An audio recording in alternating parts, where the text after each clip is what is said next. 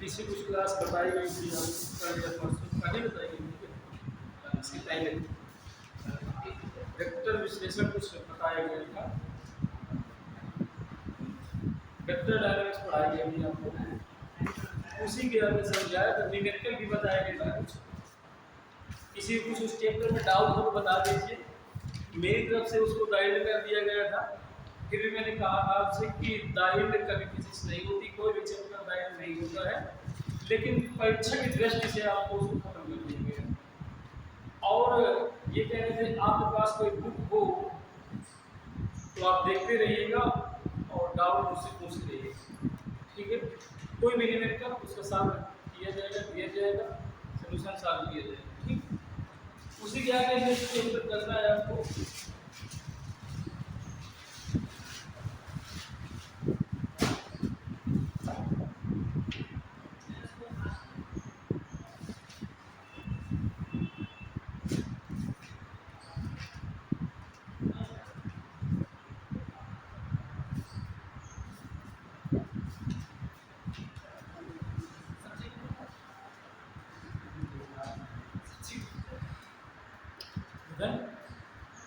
चलो इसमें देखिए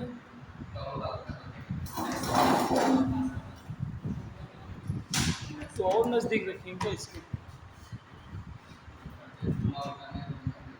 जूम कर दीजिए। इतना ही लिखिएगा सर जी आप। अब कितना ज़्यादा बड़ा लिखे थे बताइए इसका आप।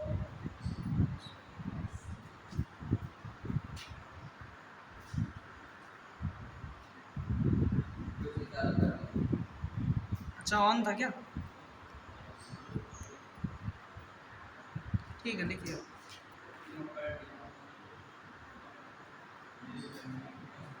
ठीक है। टॉपिक है आपका motion, one dimensional,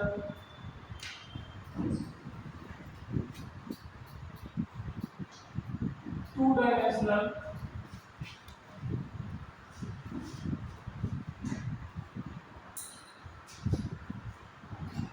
and three dimensional.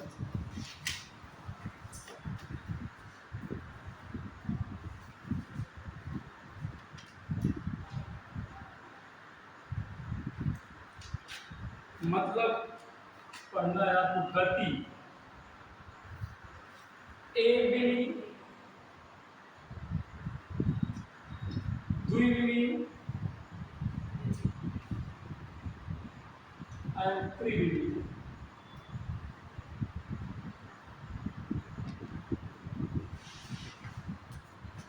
तो एक बिमी और दो बिमी और त्रिविमी आपको पहले ही बता चुका हूं आपसे कि डिफिनीशन आपकी नहीं पूछी जाएगी, पूछा जाएगा तो सिर्फ आपको formula based and numerical based, दो ही टू टाइप्स के क्वेश्चन आपसे पूछेगा प्रश्न पत्र में। इसके अलावा आपको ना तो आपका डिफिनीशन पूछेगा और ना ही उसका साल पूछेगा कि मतलब उसका जो फार्मूला है वो निकाल के आप बताइए, ये भी नहीं पूछेगा। सीधा न्यूमेरिकल पूछेगा और आपका यूनिट पूछेगा और उसका फार्मूला पूछेगा। तो इसको थोड़ा सा हम बताते चलें तो ज़्यादा बेटर रहेगा, शायद भूली बिसरी यादें फिर से ताज़ा हो जाए। तो मोशन का मतलब आप समझ रहे हैं गति। तो गति का मतलब ये होता है जैसे फैन है आपका गति कर रहा है, तो ये कौन सी गति कर रहा है? सर्कुलर मोशन में चल रहा है। जब हम लोग चलते हैं तो एक लीनियर इक्वेशन में, लीनियर में चलते हैं, लीनियर मोशन में चलते हैं। साइकिल आपकी लीनियर मोशन में चलती है, लेकिन उसका जो पहिया होता है वो सर्कुलर मोशन में चलता है। तो अब ये हो गया जो आपका रोड में चलता है, लाइन में चलता है, एक सरल रेखा में चलता है, उसे हम लोग एक विमीय गति कहते हैं। द्विविमीय क्या होता है? द्विविमीय का मतलब ये होता है जैसे आपका एक्स एक्सिस हो गया और ये वाई एक्सिस हो गया। जैसे कि ये पॉइंट ओ हो गया, लेकिन हम यहाँ पर अब ये नहीं बताएंगे कि ये आई कैप चल रहा है कि जे कैप चल रहा है, क्योंकि इसका कहानी पीछे बता चुके हैं।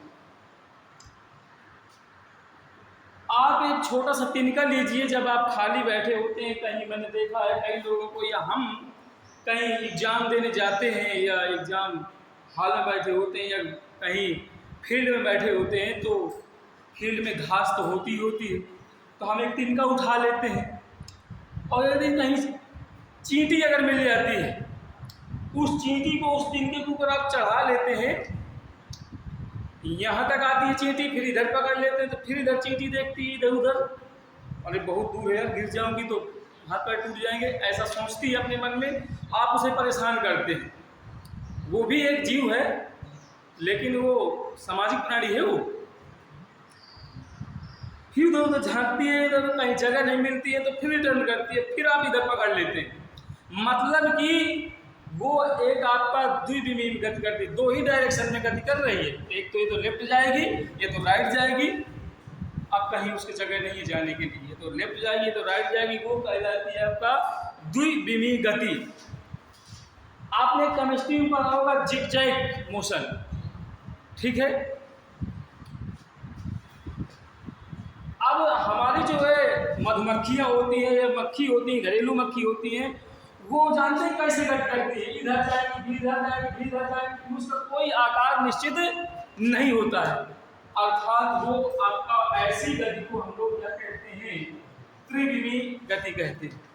तो जैसे हम लोग किसी रेखा में चल रहे हैं, रोड पे चल रहे हैं, सड़क में चल रहे हैं, तो एक विमीय गति कहलाती है।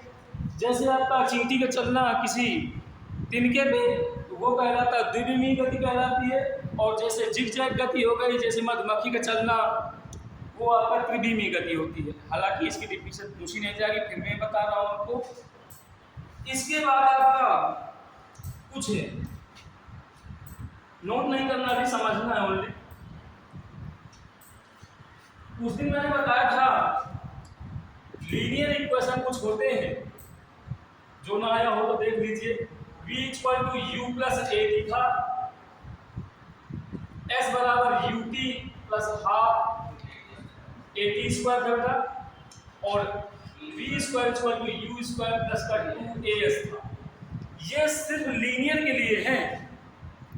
और यदि आपसे कहा जाए कि हाइट में और अपवर्ड में काम करेगा, कैसे काम करेगा, तो वहीं पर ये एक्सेलरेशन की जगह ग्रेविटेशन काम करने लगता है, ग्रेविटी काम करने लगती है, जी काम करने लगता है, और जहाँ जो स्ट्रेट लाइन होती है वहाँ पर हाइट काम करने लगती है।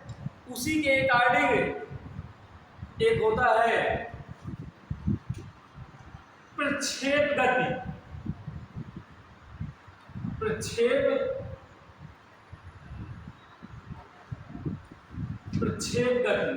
गति आप लोगों ने देखा होगा, इसी के अंदर पढ़ना है। अब आपको इसी से क्वेश्चन बन के आएंगे। कैसे आप छोटे में या अभी भी क्रिकेट खेलते हैं या बैडमिंटन खेलते हैं, आप जब कोई भी पार्टिकल को थ्रो करते हैं, फेंकते हैं, 100% आपका ये परवलयकार मार्ग बनाता है। जरूरी ये नहीं कि आप 60 डिग्री पर फेंक रहे हैं, कोई 90 डिग्री पर फेंक रहे हैं, 90 डिग्री पर जाएगा तो सीधे आपके ऊपर गिरेगा। लेकिन अगर आप बॉल को थ्रो करते हैं या फेंकते हैं या बैडमिंटन खेलते हैं, तो आपका परवलयकार मार्ग बनाता है, ठीक है। मान लीजिए ये u वेग से जा रहा है इलेक्ट्रिसिटी, ये थीटा एंगल से फेंका जा रहा है, ये y एक्सिस हो जाता है, ये x एक्सिस।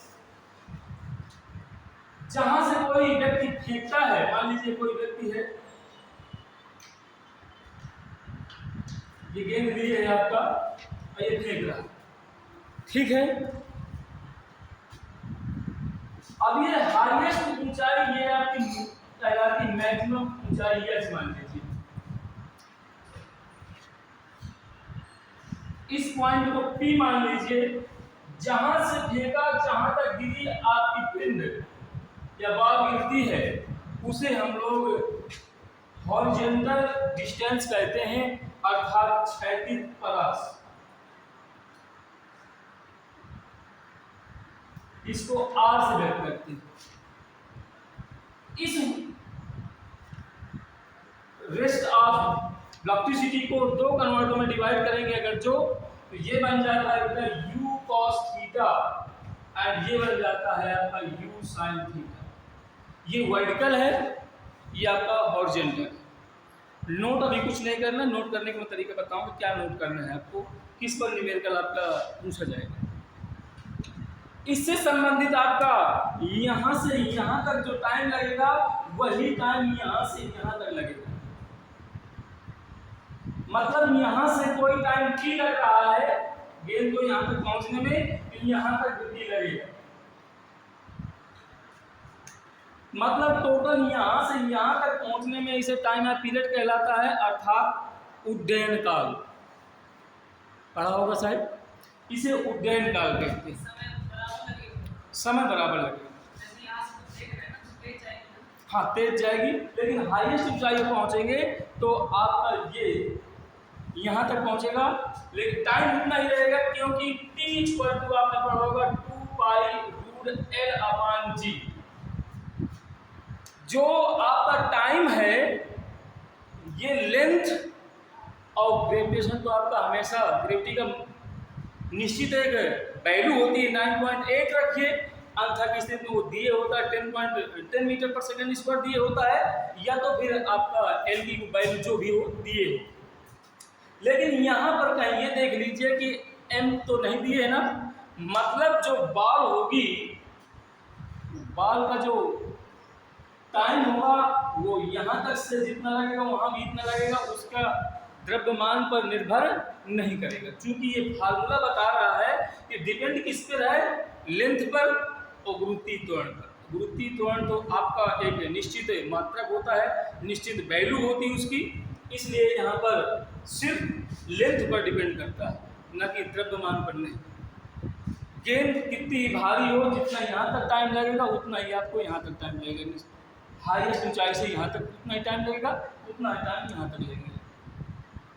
आपसे क्वेश्चन अगर पूछा जाता है कि अलग अलग कोई द्रव्यमान है, अलग अलग द्रव्यमान की कोई पिंड है, ये देख लीजिए,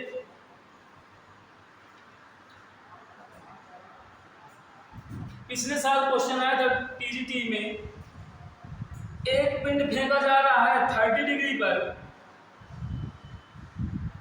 और एक पिंड फेंका जा रहा है 60 डिग्री पर। तो ये कह रहा है कि यहां जब पिंड पहुंचेगा जमीन पर तो उनकी टाइमिंग क्या होगी, उनकी टाइमिंग इक्वल होगी, समान होगी। द्रव्यमान पर निर्भर नहीं करता है, वो चाहे आपका 5 kg का हो और चाहे आपका ये 10 kg का। हालांकि आप टिकटॉक में जरूर देखते हैं कि सब कुछ हो जाता है। 1 किलोग्राम का अगर गेंद लिया जाए ले ली जाए और 1 किलोग्राम रुई ले लिया जाए, अब पूछा जाए कि कौन भारी है, तो आप यही बताएंगे कि भाई लोहा भारी है। लेकिन हम कहेंगे भाई दोनों समान है, क्योंकि दोनों का द्रव्यमान तो एक ही है। लेकिन आपसे अगर लोहे को मारा जाएगा तो ज़्यादा तेज लगेगा और रुई को मारा जाएगा तो कम लगेगा, तो वहाँ पर फिर आप टिक टाक नहीं बना रहे, ठीक है ना। यहाँ पर हम एक्चुअली फिजिक्स पढ़ रहे हैं, ठीक है। तो कुछ फार्मूले हैं आपके, फार्मूले देख लीजिए।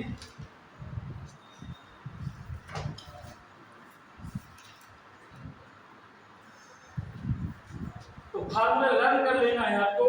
लर्न क्या करना है, आपसे मैंने बताया कि जितना आप प्रैक्टिस करेंगे उतना ही आपका मैथ और फिजिक्स प्रैक्टिस मांगती है और लर्न नहीं करवाती है उसी।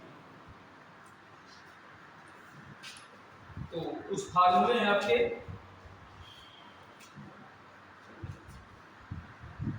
अभी मैंने बताया कि जो ये ऊंचाई होती है हाईएस्ट, ये इसकी ऊंचाई देख लीजिए, क्या फार्मूला होता है, h इक्वल टू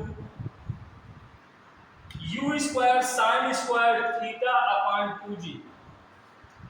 और यहीं पर r जो होती है आपका, मैंने बताया 36 प्लस अर्थात horizontal distance r equal to u square sine 2 theta upon g होता है।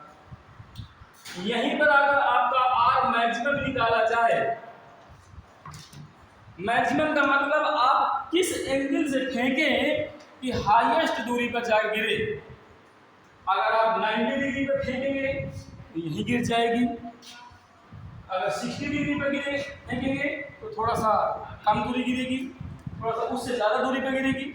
अगर आप 45 डिग्री पर फेंकेंगे तो सबसे ज़्यादा हाईएस्ट पे जाकर गिरेगी आपकी। तो मतलब अगर यहाँ पर आर मैक्सिमम की कहानी देखी जाए तो थीटा इक्वल टू 45 रख दे, तो इसी में रख दे U square sine 2 into 45 upon g. R maximum equal to हो जाएगा आपका U square sine 90 upon g. R maximum equal to बन जाएगा आपका साइन 90 की वैल्यू 1 होती है, एक दिन साइड मैंने आपको बता दिया था बेटा ना। तो यू स्क्वायर, कुछ लोग अच्छे हैं जो मतलब लर्न किए हैं, अच्छे सब हैं, ठीक है।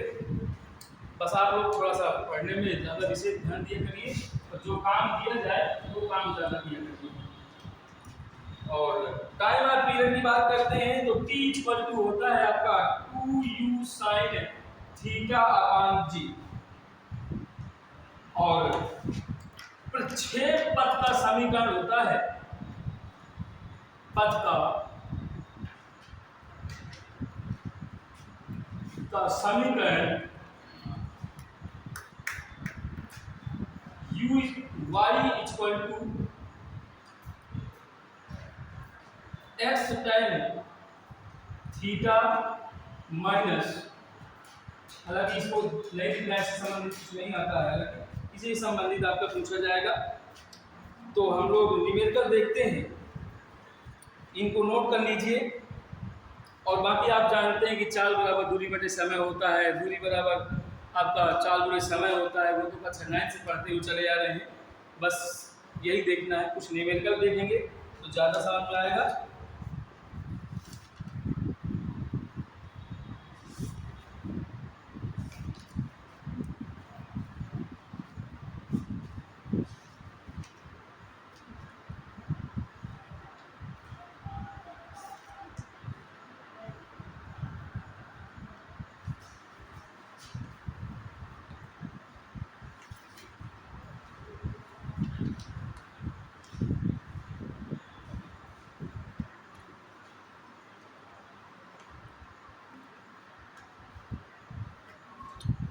चलिए एक क्वेश्चन लिखेंगे, क्वेश्चन लिखेंगे समझ में ज़्यादा आएगा।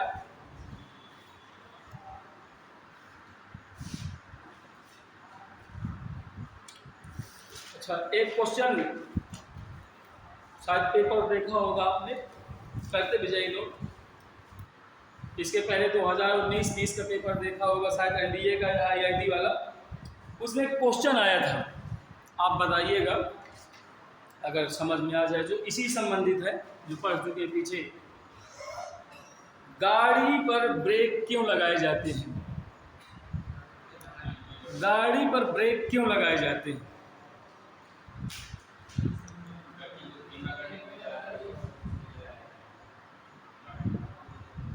हाँ बताइए बेटा, बहुत अच्छा जवाब दिया आपने। क्या बताया है?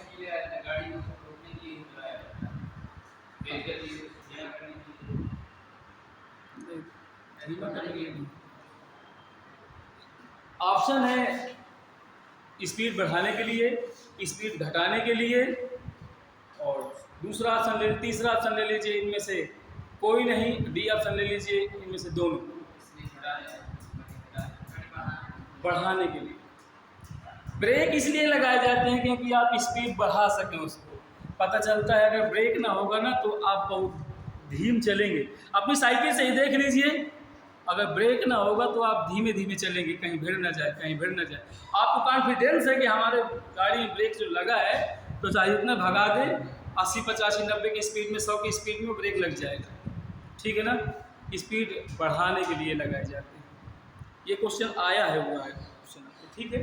तो हम आगे चलते हैं, इसको नोट कर लिया होगा आपने, फिर भी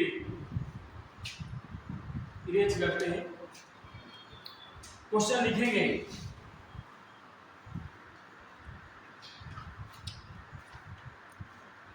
प्रारंभ में एक कार समान वेग से, प्रारंभ में एक कार समान वेग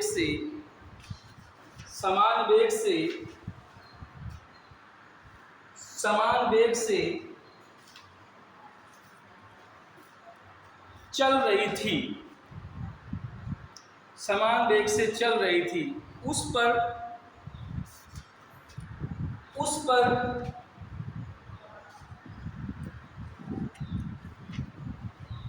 1 मीटर प्रति सेकंड स्क्वायर, 1 मीटर प्रति सेकंड स्क्वायर का, 1 मीटर प्रति सेकंड स्क्वायर का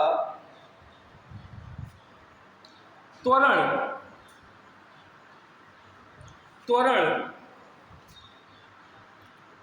12 सेकंड तक लगा, 12 सेकंड तक लगा, 12 सेकंड, 12 सेकंड तक लगा, जिसके बाद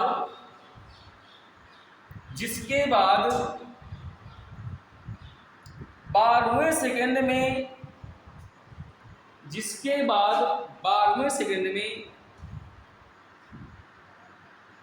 कार द्वारा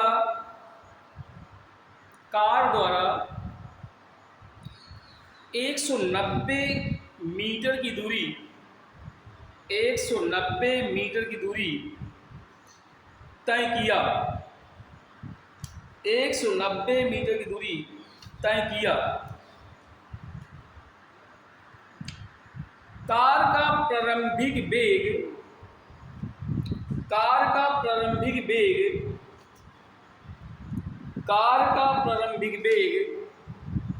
मीटर प्रति सेकंड में क्या होगा? कार का प्रारंभिक वेग मीटर प्रति सेकंड में क्या होगा? एक बार क्वेश्चन को दोबारा रिपीट मान लीजिए अपने मन में और नोट करिए कि क्या क्या दिए। शुरू में मैंने बताया था कि अगर आपको ये पता हो गया कि क्या क्या गिवन है तो समझ लीजिए आधा क्वेश्चन आपका साथ हो चुका है। अब आधा बचता है, तो जब पता चल जाएगा क्या क्या दिए तो उससे ये अनुभव प्राप्त हो जाएगा आपको कि कौन सा फार्मूला यूज होगा, ठीक है। देखिए मैंने बताया था 9वें सेकंड में चली गई दूरी का फार्मूला, मतलब इक्वेशन ऑफ मोशन के 4 इक्वेशन बताए थे मैंने। अरे 3 होते हैं, आप 4 कैसे बता दिए? मैंने 4 बताए थे, अगर पता हो तो वहाँ पर कुछ कॉलेज की बात बता दें। तो आपने पढ़ा होगा सूत्र कौन सा, S equal to UT plus half AT square, ये पढ़ाया गया था। इसके कारण हमारा सूत्र निकला था क्या, S equal to U plus 1/2A 2T minus 1। Very good. सवाल को दोबारा रिपीट मान लिया होगा तो समझ में आ गया। एक कार थी जो एक समान वेग से चल रही थी, उसका हमें वेग नहीं पता था, मतलब फाइनल वेलोसिटी हमें नहीं पता है, वो एक समान से पहले से चल रही थी। फिर उसका जो त्वरण था वो कितना है दिए है,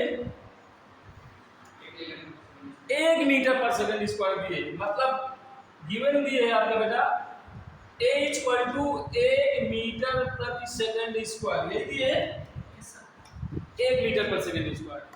और जहां पर उए कहे थे या एनवे कहे थे तो वो आपका टिया दिए होता है सेकंड स्क्वायर। Very good. अब T इक्वल टू कितना दिए बेटा, देखिए 12वें सेकंड में कह रहा है। अब चाहे वो क्वेश्चन में चाहे 10 बार 12 आया हो, हमसे एक ही 12 से मतलब है। और वो भी कितनी चली जाती है, 190 मीटर चली जाती है, s इक्वल टू 190 मीटर। और क्वेश्चन मार्क हमें ज्ञात क्या करना है बेटा, u आउट करना है। वो यही तो कह रहा है प्रारंभिक वेग कितना होगा, उस कार का प्रारंभिक वेग किस दर से पहले से चली होगी। फाइनल वेलोसिटी तो एक समान वेग से चल रही थी, हमें नहीं पता है कितने वेलोसिटी से चल रही थी, लेकिन जो वो शुरू में जब स्टार्ट किया हमने उसकी कितनी थी। रब पुट करिए बेटा, s की जगह है 190 इक्वल टू u हमें आउट करना है तो u रख दीजिए प्लस 1/2 a की वैल्यू 1, 2 t की value 12 minus 1, 190 equal to u plus 1/2, ये 24 minus 1, 190 equal to u plus ये कितना हो जाएगा बेटा 23/2 हो जाएगा। 24 में घर जाएंगे तो आपका 23 बचेगा, और 23 के नंबर 23, 23/2। अब ये प्लस का है तो रिफ्लेक्सिंग होकर इधर आएगा तो माइनस बन जाएगा, तो 190 माइनस 23/2 इक्वल टू यू। इसको क्या कर लीजिए, चाहे आप एलसीएम ले लीजिए, अंथा की स्थिति में आप डायरेक्टली भी कर सकते हैं। तो 2 1 जा 2, फिर 2 1 जा 2, फिर यहाँ पर क्या बचा 1 बचा ना, पॉइंट लगाया तो भाग्यते तो 190 माइनस 11.5 यू, इसमें आप सब्ट्रैक्ट कर लीजिए तो 190 में सब्ट्रैक्ट कर लेंगे कितना 11.5, तो 5 यहाँ पर आपका 9 बचा, 9 में 1 घट जाएगा तो 8 बचेगा, यहाँ पर आपका कितना बचा 8, 8 में घट जाएगा तो 7 बचेगा 1, यानी कि 178.5। बोल दीजिए किसके समझ नहीं आया बेटा। और इसका मात्रक यूनिट क्वेश्चन में लिखाई दिया है कि मीटर प्रति सेकंड में ज्ञात करिए, मीटर प्रति सेकंड, यही आपका आंसर हो जाता है। तो फिर आपका सही है। तो इस तरह के भी आपके क्वेश्चन बहुत आते हैं, देख लीजिएगा बुक्स उठा करके या पुराने पेपर उठा करके नोट कर लिया जाए। नेक्स्ट क्वेश्चन लिखा जाए, हाँ नोट कर लीजिए बेटा।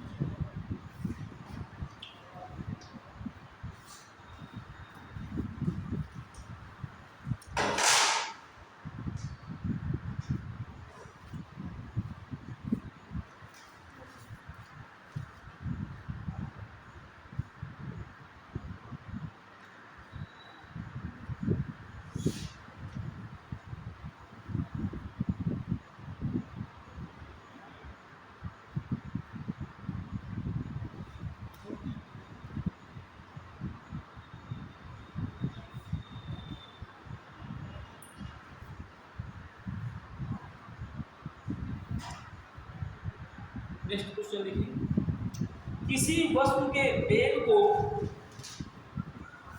किसी वस्तु के वेग को किसी वस्तु के वेग को किसी वस्तु के वेग को दुगुना कर देने पर दोगुना कर देने पर किसी वस्तु के वेग को दोगुना कर देने पर उसे रोकने की सापेक्ष दूरी होगी। उसे रोकने की सापेक्ष दूरी होगी। ऑप्शन है बेटा 2 गुनी बी ऑप्शन है आपका 3 गुनी, सी ऑप्शन है 4 गुनी और डी ऑप्शन है 8 गुनी।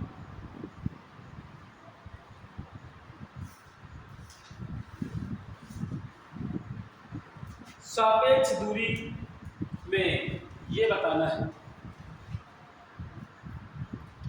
ऑप्शन दे चुका हूं, 2 गुनी होगी या 3 गुनी होगी या 4 गुनी होगी या 8 गुनी होगी। सोच के बताइए, ना आ रहा हो तो हम सॉल्व करवाएंगे, ऐसी कोई बात नहीं है। वेरी गुड, बहुत अच्छा। अब हम आपको बता दें सबको कि कैसे 4 गुनी होगी। तो आप लोग जो गति का तीसरा समीकरण होता है, क्या होता है बेटा? v square u square plus 2as, ये होता है। जब भी आपका सापेक्ष कह दे, सापेक्ष शब्द की बात कर रहा हूं, आपने देखा होगा बरसात जब थोड़ा धीमी होती है, अगर आप साइकिल में हैं और एक साथी आपका पैदल चल रहा है और बरसात आपका धीमी मोशन से गति कर रही है, मतलब हो रही है, आपने देखा होगा साइकिल वाला ज़्यादा भीग जाता है और पैदल वाला कम भीगता है। इसका मतलब न समझा होगा आपने, जितनी वेग से आप चलेंगे उतनी ही वेग से आपकी बूंद भी आपके ऊपर गिरेगी। पैदल वाला है, धीमे चल रहा है, बरसात की बूंदें हैं उसकी कम गिर रही हैं, क्योंकि उसकी स्पीड भी कम हो रही है। आप साइकिल में हैं, हम मोटरसाइकिल में हैं, मोटरसाइकिल साइकिल से तो ज़्यादा जाएगी ना, तो हम ज़्यादा भीगेंगे, आप कम भीगेंगे साइकिल वाले, पैदल वाला तो बहुत कम भीगेगा। मतलब सापेक्ष का मतलब ये होता है कि निगेटिव, उसका मतलब यही होता है कि निगेटिव ही। और फाइनल वेलोसिटी जीरो होती है हमेशा। सापेक्ष के जब भी शब्द आ जाए तो फाइनल वेलोसिटी जीरो ही होती। तो हमने इसको जीरो मान लिया, क्यों मान लिया? क्योंकि सापेक्ष दिए और सापेक्ष में 2 कंडीशन लगी, बीच में आगे क्या चलेगा? माइनस चलेगा। क्यों? आपने देखा होगा मंदन किसे कहते हैं और त्वरण किसे कहते हैं। जो त्वरण की डिफिनीशन होती है वही मंदन की डिफिनीशन होती है, बट माइनस में अंतर होता है। मंदन आपका ब्रेक लगाने पर उत्पन्न होता है, लेकिन जब गाड़ी चलती है तो एक्सीलेटर लेते हैं तो एक्सीलेशन काम करता है, त्वरण काम करता है। ब्रेक डाउन लगाया तो वहाँ पर मंदन काम कर दिया। मंदन निगेटिव होता है, रोकने के लिए काम करता है। इसलिए यहाँ पर ये u स्क्वायर माइनस 2as, यहाँ पर u square equal to 2as हो जाएगा। तो s इक्वल टू हो जाएगा बेटा u स्क्वायर अपॉन 2a, ये बन जाएगा, बन जाएगा। अब आप ये देखिए, सवाल को दोबारा क्वेश्चन में पढ़ लीजिए, क्या कह रहा है? किसी वस्तु के वेग को दुगना कर दिया जाए तो उसका कह रहा है कि उसे रोकने की सापेक्ष दूरी क्या होगी, ये पूछ रहा है। ना तो S1 दिए है ना तो S2 दिए है, लेकिन जो हमारी दूरी निकलेगी या तो S1 के पदों में S2 निकलेगी या तो S2 के पदों में S1 निकलेगी, ठीक है। लेकिन वेलोसिटी जरूर दे रखा है। वेलोसिटी ये दे रखा है आपका दोगुना कर दिया जाए, यानी कि U1 आपका U रहा होगा और U2 आपका दोगुना कर दिया जाता है। लेकिन आप ये देखिए बेटा, जो डिस्टेंस है वो वेलोसिटी पर किस तरह का डिपेंडेंट कर रहा है? रेसिप्रोकल में कि आपका मतलब समानुपाती पर या व्युत्क्रमानुपाती पर, प्रोपोर्शनल पर या रेसिप्रोकल पर। अगर आपका ऊपर लिखा हो यानी कि अंश में लिखा हो तो वो आपका समानुपाती पर निर्भर होता है।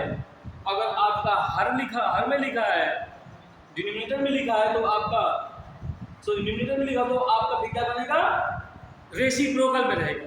तो मतलब जो s बना हुआ है, s जो डिपेंड कर रहा है u पर, वो आपका प्रोपोर्शनल में डिपेंड करता है, देख लीजिए। और रह गई बात, आपने ये क्वेश्चन आपके दिमाग में ये आया होगा कि त्वरण कहाँ गया, तो त्वरण आपके क्वेश्चन में दिए नहीं है, तो उससे हमसे कोई मतलब नहीं है, वो गुमराह करने के लिए दिया गया है।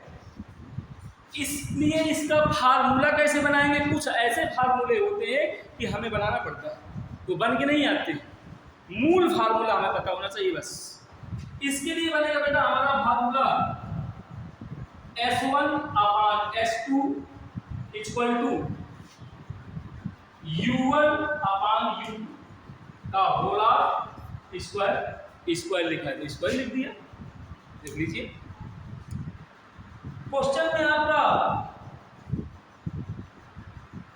U1 आपका U ही था, पढ़ लीजिए क्वेश्चन को दोबारा आप लोग। ये कह रहा है किसी वस्तु के वेग को, पहले तो वेग U ब्लॉक स्पीड चल रही थी, लेकिन जब उसको चलना स्टार्ट हो गई तो हम उसको क्या कर दिया, दुगना कर दिया, दुगना पावर दे दिया। मतलब U2 आपका कितना हो गया, 2U हो जाता है, बस वैल्यू पुट कर दीजिए, आंसर आ गया। तो S1/S2 इक्वल टू U1 की वैल्यू U दी गई है, U2 की वैल्यू आपकी 2U दी गई है, होल ऑफ स्क्वायर है।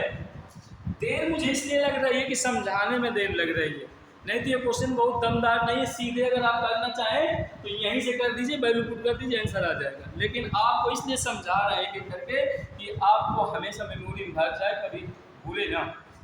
तो U से U आपका कैंसिल आउट हो जाएगा बेटा, तो S1/S2 इक्वल टू 1/4 बन जाएगा ना। तो S2 इक्वल टू कितना होता है बेटा, 4S1। मतलब पहली दूरी के जो सेकंड दूरी होगी वो 4 दूरी हो जाएगी।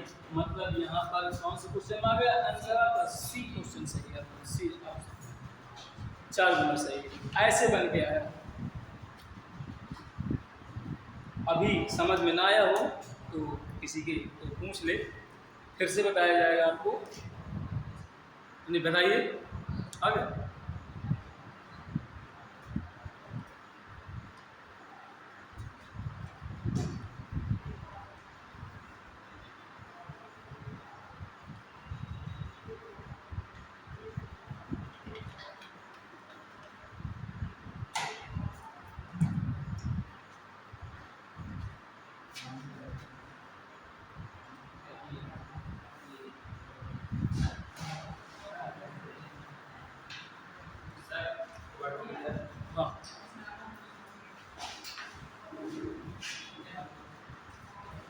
हाँ, नेक्स्ट क्वेश्चन लिखिए।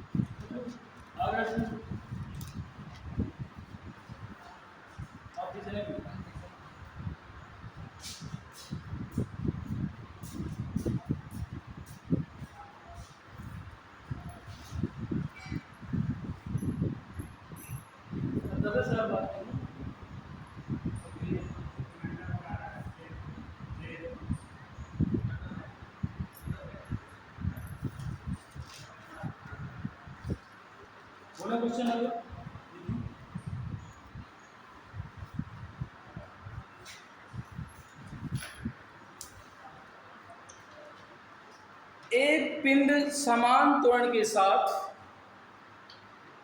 एक पिंड समान त्वरण के साथ एक पिंड समान त्वरण के साथ चल रहा है। एक पिंड समान त्वरण के साथ चल रहा है। समान त्वरण के साथ चल रहा है। एक समय पर, नोट डाउन करिए फिर से, एक पिंड समान त्वरण के साथ चल रहा है। एक पिंड समान त्वरण के साथ चल रहा है। एक समय पर इसका वेग, एक समय पर इसका वेग 10 मीटर प्रति सेकंड है। 10 मीटर प्रति सेकंड है। 5 सेकंड बाद 5 सेकंड बाद इसका वेग 5 सेकंड बाद इसका वेग 20 मीटर प्रति सेकंड हो जाता है। 20 मीटर प्रति सेकंड हो जाता है। 20 मीटर प्रति सेकंड हो जाता है।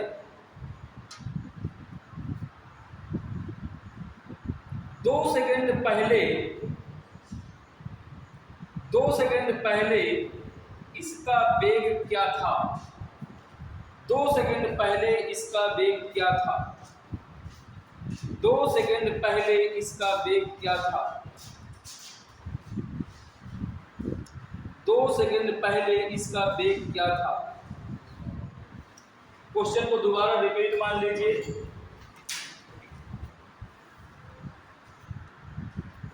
क्वेश्चन को दोबारा एक बार रीड कर लीजिए, समझ में आ जाए क्या क्या गिवन है, क्या पूछ रहा है आपसे। ठीक बेटा? तो सबसे पहले तो हमें ये देखना है, त्वरण निकालना है। क्योंकि उसने कह दिया है कि एक समान त्वरण के साथ चल रहा है क्वेश्चन में, तो त्वरण कैसे पता चलेगा? आप जानते हैं त्वरण इक्वल टू होता है वेग परिवर्तन। ये होता है ना बेटा, वेग परिवर्तन बटे समय। त्वरण को ए से नोट करते हैं, वेग परिवर्तन को v माइनस u लिखते हैं और अपान समय को t लिखते हैं। तो a इक्वल टू, अब पढ़ लीजिए क्वेश्चन को, v कितना है? 5 सेकंड बाद इसका वेग कितना हो जाता है? 20 क्वेश्चन में। तो फाइनल वेलोसिटी 20 हो गई। और पहले कितना था? एक समय पर इसका वेग 10 मीटर प्रति सेकंड था। तो 10 मीटर प्रति सेकंड अपान टाइम कितना है पहले से बेटा? 5 सेकंड बाद, तो 5 हो गया। a बराबर 10 बटे 5, तो 5 गुनी हो गया 10, 2 मीटर प्रति सेकंड स्क्वायर। अब वो फिर क्वेश्चन यहां से उठा लीजिए, 2 सेकंड पूर्व इसका वेग क्या था? मतलब हमें क्या नोट करना है? u आउट करना है। तो आप जानते हैं क्या? v equal to u plus at। v की फाइनल वेलोसिटी कितनी है आपके पास? पहले से दे रखा है 20। अब पूर्व मीन्स पहले होता है, तो पहले वाला वेग को हम लोग क्या बोलते हैं? u बोलते हैं ना, इनिशियल वेलोसिटी। तो आपका u प्लस a की वैल्यू कितनी है आपके पास? 2, t की 5। तो 20 इक्वल टू u प्लस 10, तो 20 माइनस 10 u, तो u बराबर आपका 10 ही आ जाएगा। यही आपका आंसर हो जाएगा। आप कर सकते थे वहीं पर 10, लेकिन आप सोचे कि 10 तो पहले से ही दिया था, 10 बाद में ही निकला, लेकिन टाइम आपका चेंज हो जाता तो फिर क्या करते थे? ये भी तो, इसलिए इसको लगाना पड़ा। नोट कर लीजिए।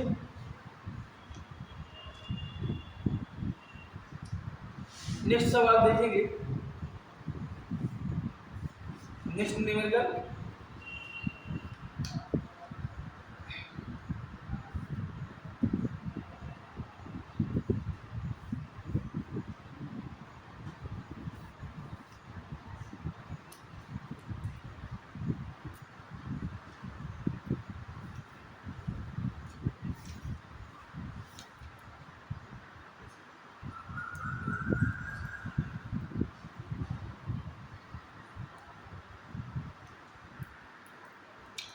लिखिए। एक हवाई जहाज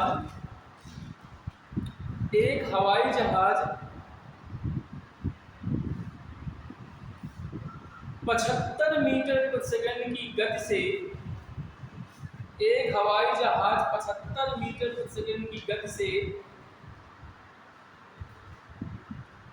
सीधी रेखा में चलते हुए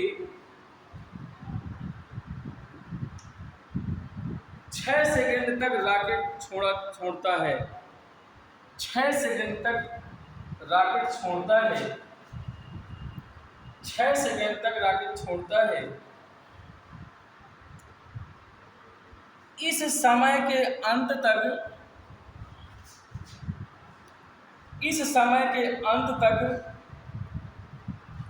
हवाई जहाज की गति बढ़कर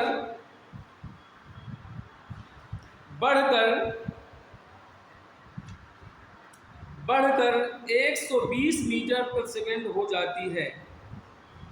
120 मीटर प्रति सेकंड हो जाती है। 120 मीटर प्रति सेकंड हो जाती है।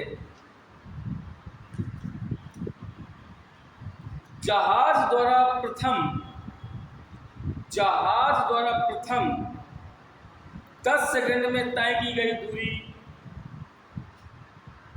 जहाज द्वारा प्रथम 10 सेकंड में तय की गई दूरी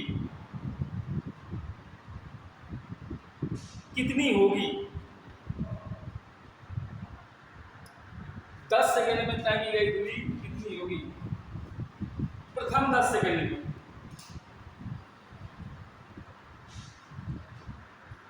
ध्यान दीजिए, ऑप्शन है आपका ए नंबर 930, बी ऑप्शन है 1200 मीटर में है, सी ऑप्शन है आपका 1065 मीटर, डी ऑप्शन है नन ऑफ दीज।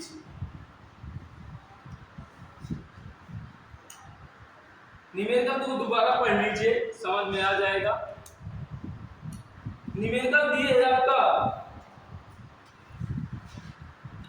एक हवाई जहाज 75 मीटर प्रति सेकंड गति से सीधी रेखा में चलते हुए, मतलब आपका u इक्वल टू दिए है 75 मीटर प्रति सेकंड।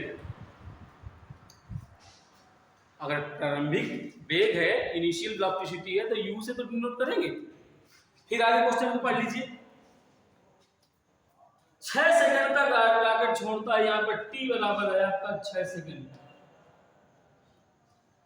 आगे फिर इस समय के अंत तक हवाई जहाज की गति बढ़कर, मतलब फाइनल वेलोसिटी हो जाती है 120 मीटर पर सेकंड।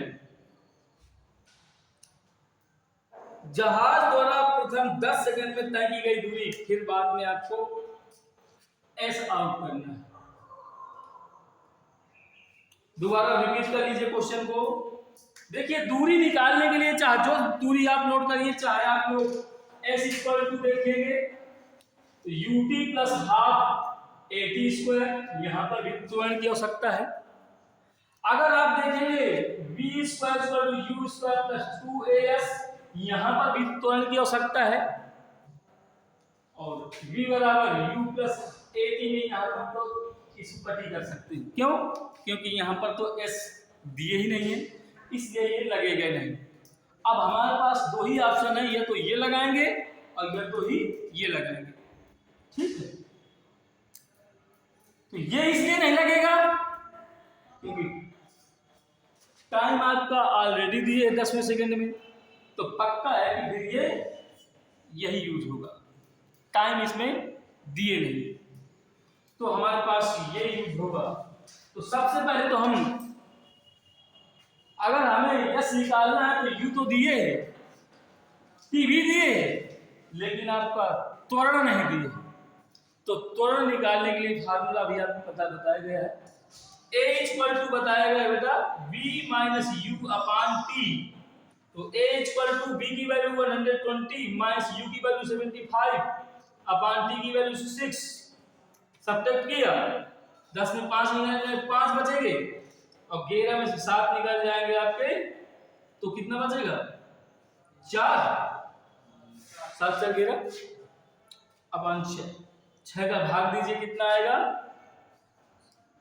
6 से 42 होता है, फिर कितना बच गया 3 बच गया, पॉइंट लग गया तो 30 हो गया ना, तो 6 पंचे 30, तो A इक्वल टू आपका बेटा आ गया 7.5 मीटर प्रति सेकेंड स्क्वायर। अब ध्यान दीजिए, फिर दो ही बार कहानी कह रहा है, जब आपका रॉकेट यहां उड़ रहा था उसका वेलोसिटी थी कितनी 75 मीटर पर सेकेंड, 6 सेकेंड बाद ये यहां पहुंचा, चाहे 1 सेकेंड बाद पहुंचेगा तो वहां उसकी वेलोसिटी हो जाती है 120 हो जाती है 6 सेकेंड बाद।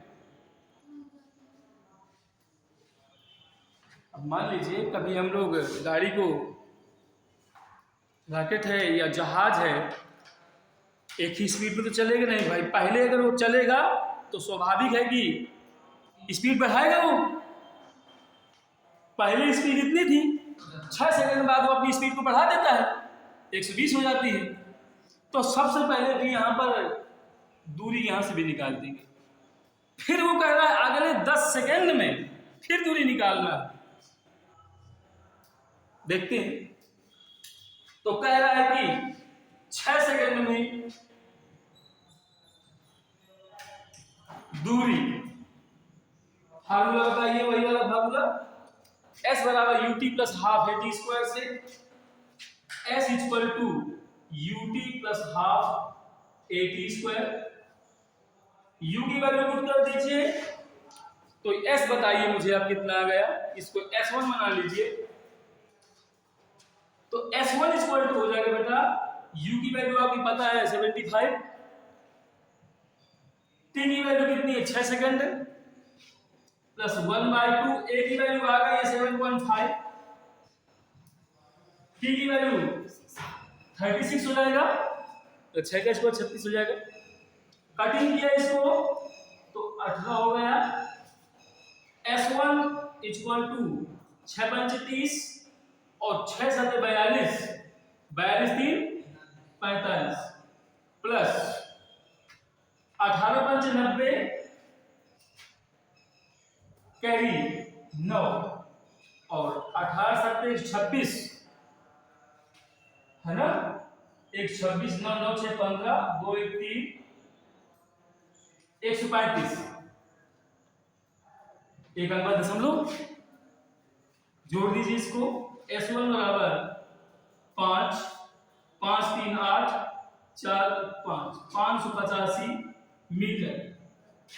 लेकिन अभी आपको ये तो 6 सेकंड में निकली है, हमें निकालना है कितने में 10 में निकालना है, अगले 10 सेकंड में। यहाँ तक नोट कर लिया हो तो फिर मैं इतना थोड़ा सा इधर ले लूँ क्या, इस साइड ले लें। फिर ध्यान दीजिए, देखिए 6 सेकंड तो चली गई और 10 सेकंड में कह रहा है ना, तो अभी 6 में कितना जोड़ देंगे 10 हो जाए 4, तो हम 4 में निकाल लेंगे और दोनों क्या कर देंगे जोड़ देंगे, आंसर आपका आ जाएगा। तो यहां पर लिख देंगे अगले 4 सेकंड में चली गई दूरी, तो s equal to ut plus half at square से, इसमें भी वही फार्मूला पुट कर दीजिए। तो अगले ये ध्यान दीजिएगा, ये 6 सेकंड में 75 चल रही थी, जब अगले पहुंचता है तो वेलोसिटी कितनी हो जाती है, 120 हो जाती है। तो फिर आपका s इक्वल टू यहाँ पर बनेगा 120, t की वैल्यू 4 प्लस 1/2, a की वैल्यू आपकी निकाल चुके हैं 7.5, t की वैल्यू आपका 4 का स्क्वायर 16 कर देंगे, 2 8 16 हो जाता है। s इक्वल टू 12 सौ करता है 480 हुआ प्लस का 8 पंचे 40, 4 कैरी और 8 से 56, 56 4 60। तो s इक्वल टू कितना हो गया, 0 8 6 4 10, ठीक है। s2 आ गया। अब कुल दूरी निकाल दीजिए, s1 प्लस s2, तो s1 की वैल्यू कितनी दी गई है आपके पास, 585 प्लस 1080, तो जोड़ेंगे तो 5 8 8 16, ठीक है। अब 5 1 6 कितना, 1665, अर्थात इनमें से है क्या, कहीं नन ऑफ दीज में आ जाएगा। हाँ 10 सेकंड, क्योंकि आप ये बताइए पहले से यहाँ तक आपका पूरे 10 सेकंड में हो गए, यहाँ तक ले रहा है, क्वेश्चन को पढ़ लीजिए, यहाँ तक पूरा 10 सेकंड तक चली गई दूरी है। अब ये देखना कि 6 सेकंड तक तो हमने पहले से निकाल लिया, तो यहाँ तक कहीं कहीं गया होगा। अब ये 10 पूरा कह रहा है, तो 10 में से 6 सब्ट्रैक्ट किया हमने, तो हमारा 4 बचा। तो फिर ऐसा कर लीजिए, 10 में निकाल दीजिए और 10 में 6 वाली घटा दीजिए, तो ऐसा भी आ जाएगा। नोट कर लीजिए। तो नन ऑफ दीज में आंसर टिक लगाना है, ठीक है। तो अगला क्वेश्चन नोट करेंगे।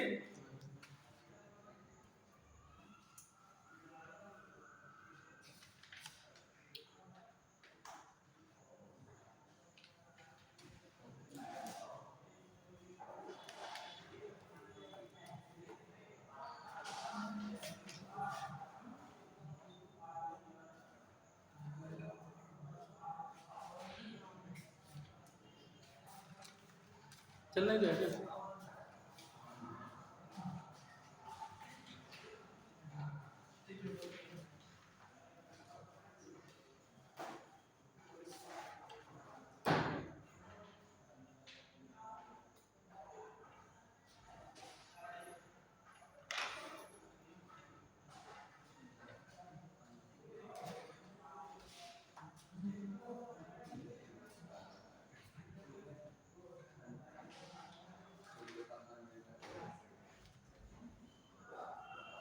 नेक्स्ट क्वेश्चन लिखिए बेटा। अच्छा अच्छा,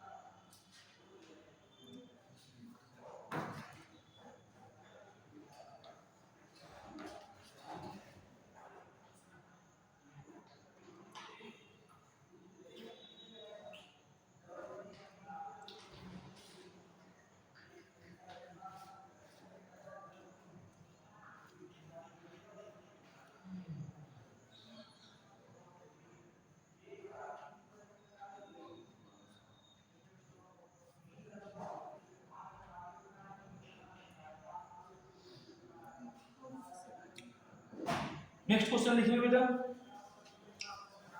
43.2 किलोमीटर प्रति घंटा की गति से 43.2 किलोमीटर प्रति घंटा की गति से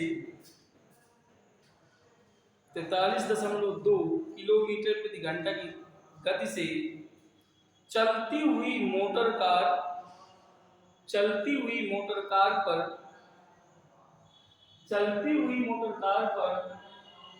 इस प्रकार ब्रेक लगाए जाते हैं कि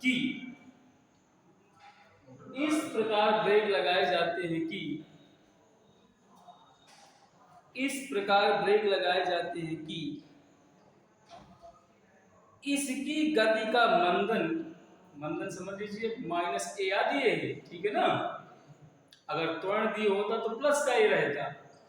इसकी गति का मंदन 60 सेंटीमीटर प्रति सेकंड स्क्वायर की दर से इसकी गति का मंदन 60 सेंटीमीटर प्रति सेकंड स्क्वायर की दर से हो रहा है।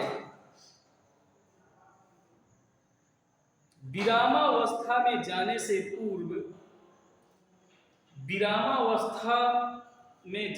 पूर्व कार द्वारा तय की गई दूरी क्या होगी?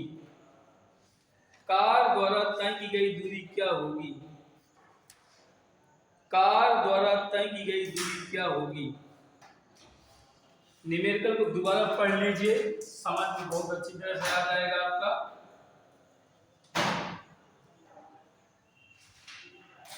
मंदन दिए बेटा, दूरी आउट करना है आपको। बहुत इजी क्वेश्चन है और ना लगा पाए तो आपको कठिन दिए, क्रिटिकल पड़ेगा। देखिए बेटा, न्यूमेरिकल को हम दोबारा बता रहे हैं आपको। इसमें से आपका कहीं पर टाइम का जिक्र नहीं किया है, दिया है टाइम का जिक्र नहीं। और ऑप्शन में है आपका ए ऑप्शन है आपका 120 मीटर, बी ऑप्शन है आपका 360 मीटर, सी ऑप्शन है आपका 720 मीटर, डी ऑप्शन है नन ऑफ दीज।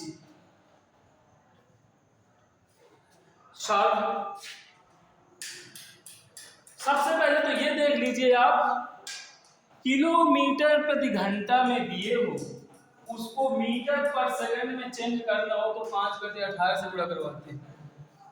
अगर आपका मीटर पर सेकंड में दिए हो और किलोमीटर प्रति घंटा में बनाना हो तो 18/5 से गुणा करा देते हैं। ये याद नहीं करना है, ये होता है। जैसे आपका किलोमीटर प्रति घंटा दिए, इसको मीटर प्रति सेकंड में चेंज करना है आपको, तो कैसे करते हैं ध्यान दीजिए। 1 किलोमीटर में 1000 मीटर होते हैं, तो 1000 मीटर हो गया। 1 घंटे में 60 मिनट होते हैं, फिर 1 मिनट में 60 सेकंड होते हैं, तो 36 × 36 कर दीजिए, 60 × 60 कर दीजिए। तो ये आपका 0 0 0 0 10 बटे कितना हो 36, 2 5 10, ये 18 होगा। 5/18 से गुणा कराएंगे मीटर पर सेकंड में कन्वर्ट करने के लिए, इसलिए आपको 5/18 से गुणा कराते हैं। अगर मीटर पर सेकंड में गिवन है और अगर किलोमीटर प्रति घंटा में चेंज करना है तो 18/5 से गुणा करा दीजिए। लग रखिए तो ज़्यादा ठीक रहेगा, नहीं तो फिर घंटों लग जाएगा बनाने के लिए, ठीक है। तो इसमें क्या दिए है, वेलोसिटी u दिए है आपका 43.2 किलोमीटर प्रति घंटा।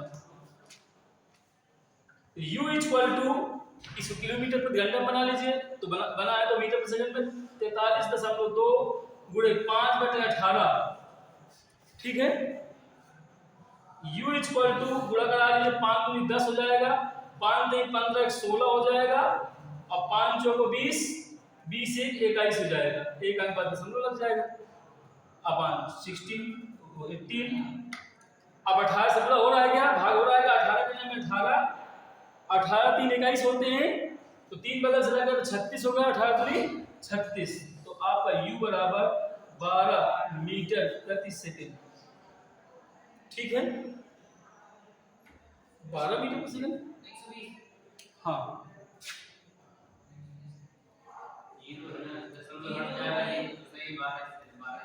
12 मीटर तो आएगा। देख लीजिए 5 से 10 0, 5 से 15 16, 5 चौके 20, 20 से 21, एक अंक बाद दशमलव।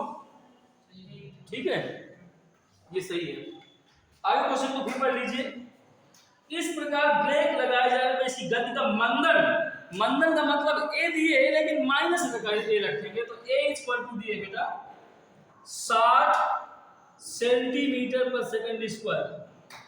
सेंटी में है तो मीटर में कन्वर्ट कर लीजिए, और सेंटी है तो मीटर में जब कन्वर्ट करेंगे तो 100 से भाग कर दीजिए, तो a इक्वल टू 60/100 कर देंगे तो आपका 0.06 मीटर प्रति सेकंड स्क्वायर आ गया।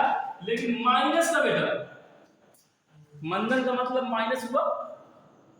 फिर क्या कह रहा है, विरामावस्था में जाने से पूर्व, जब वो विरामावस्था में जाएगी तो फाइनल वेलोसिटी 0 हो जाएगी। अरे ब्रेक लगाएंगे तो रुक गई गाड़ी, तो final velocity v equal to क्या हो गया, 0 हो गया। v इक्वल टू 0 हो गया। अब उसमें दिए नहीं है, वो आपको समझना है। जब ब्रेक लगाएंगे गाड़ी का तो उसमें क्या बन जाएगा, फाइनल वेलोसिटी 0 बन जाएगा। अब देख लीजिए, आपको समीकरण बताया गया था v बराबर u प्लस at, हमें निकालना क्या था, कार द्वारा तय की गई दूरी s आउट करनी है। अब देखिए यहां पर u प्लस at होता है, इसमें कहीं भी s नहीं, जिक्र नहीं है इसका। दूसरा जिक्र है s equal to ut plus half at square, लेकिन बेटा यहां पर t नहीं दिए, इसलिए ये वाला कट हो गया, ये भी कट होगा, ये भी कट हो गया। तो अब आपका श्योर है v square u square plus का 2as, तो पक्का है इसमें t नहीं दिए हैं तो यही क्वेश्चन लगेगा, यही समीकरण लगाएंगे तो बनेगा आपका v square equal to u square plus का 2as। लेकिन जब मंदन काम कर रहा है तो v square equal to u square minus 2as। अब यहाँ पर पुट कर दीजिए बेटा, v की वैल्यू 0 पुट करेंगे तो ये बनेगा आपका 0 और u का मान आया कितना 12, तो 12 का स्क्वायर हो जाएगा माइनस 2a, a का मान यहां पर दिए 0.6s, इधर आएगा ये 144 बन जाएगा, ये 6 दूनी 12, एक अंक दशमलव s इक्वल टू 144 अपन 1.2 दशमलव हटाएंगे तो ऊपर 0 बढ़ा सकते हैं, तो ये बन जाएगा s इक्वल टू 1440/12, 12 और आम 144 होता है, तो s इक्वल टू आ जाएगा बेटा 12 ये उतर गया, 0 का s लगा हुआ है, 120 मीटर आ गया, अर्थात ए नंबर आपका करेक्ट है, यही आपका आंसर हो जाता है। ठीक है, तो आज की क्लास यहीं दायरे की जाती है, नेक्स्ट राउंड में नेक्स्ट क्लास देखी जाएगी।